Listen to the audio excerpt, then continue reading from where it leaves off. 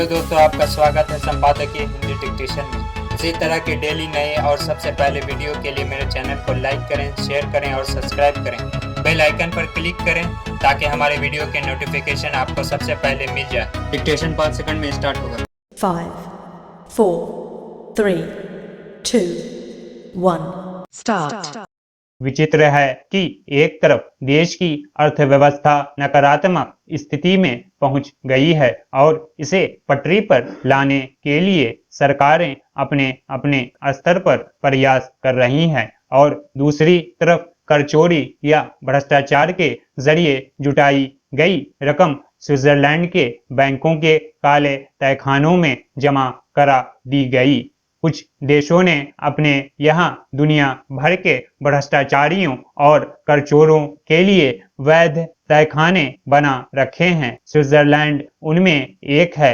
वहाँ के बैंकों में दुनिया का कोई भी आदमी अपना खाता खुलवा और उसमें चाहे जितने पैसे जमा करा सकता है। वहाँ का कोई भी बैंक अपने ग्राहकों से ना तो यह पूछता है कि उसने जो पैसे जमा किए हैं वे कहाँ से आए। अगर कोई उन ग्राहकों के बारे में जानकारी प्राप्त करना चाहे तो वे वह भी उपलब्ध नहीं कराते। बस वहाँ का केंद्रीय बैंक हर साल यह ब्यौरा जरूर उपलब्ध कराता है कि किस देश से कितनी रकम वहाँ के बैंकों में जमा कराई गई। इस साल के उसके आंकड़ों से पता चलता है कि पिछले एक साल में जब कोरोना महामारी के दौरान देश आर्थिक मंदी से गुजर रहा था तब भारतीय कंपनियों और नागरिकों ने स्विट्जरलैंड के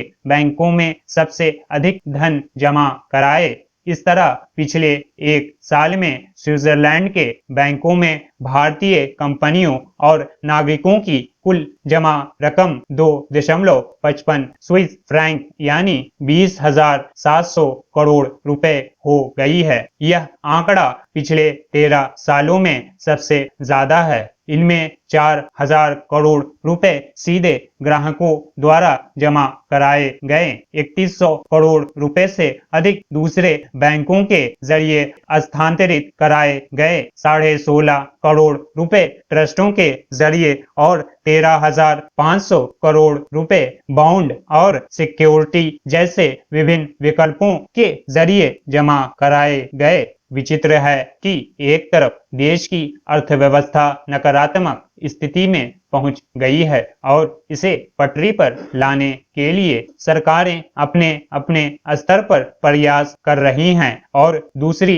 तरफ कर चोरी या भ्रष्टाचार के जरिए जुटाई हुई इतनी बड़ी रकम स्विट्जरलैंड के बैंकों के काले तहखानों में जमा करा दी गई। यह तो एक देश का खुलासा है। ऐसे तहखाने कई देशों के बैंकों ने बना रखे हैं। कहां कितनी रकम भेजी गई उन सब का आंकड़ा इकट्ठा किया जाए तो तथ्य और हैरान करने वाले हो सकते हैं। छिपी बात नहीं है कि ऐसे विदेशी बैंकों में चोरी छिपे जमा कराया जाने वाला धन किस तरह जुटाया और कमाया जाता है। इनमें से ज्यादातर पैसा भ्रष्ट नौकरशाहों, राजनेताओं और बड़ी कंपनियों के होते हैं जो घूस के माध्यम से या फिर करों की चोरी करके जुटाया गया होता है। उसे काला धन कहा जाता है। काले